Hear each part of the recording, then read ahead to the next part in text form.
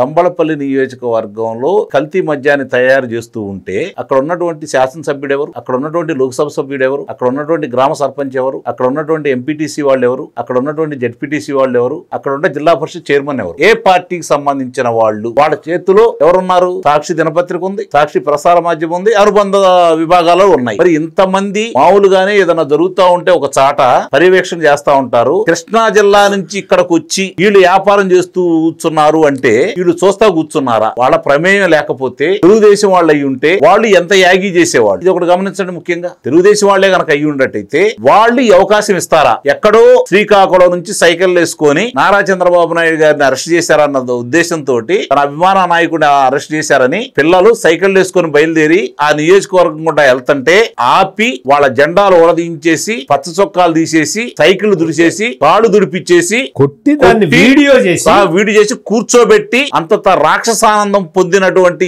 వాళ్ళ నాయకులు ఉన్న నియోజకవర్గంలో ఎక్కడి నుంచో వచ్చి దొంగసారా తయారు చేసేంత శక్తి ధైర్యం వాళ్ళ తప్ప ఇంకొకరికన్నా ఉంటుందా? ఇది ఒకసారి ఆలోచించండి. కళ్ళ ముందు కనపడుతున్నటువంటి సత్యాలే కదా ఇవన్నీ కూడా.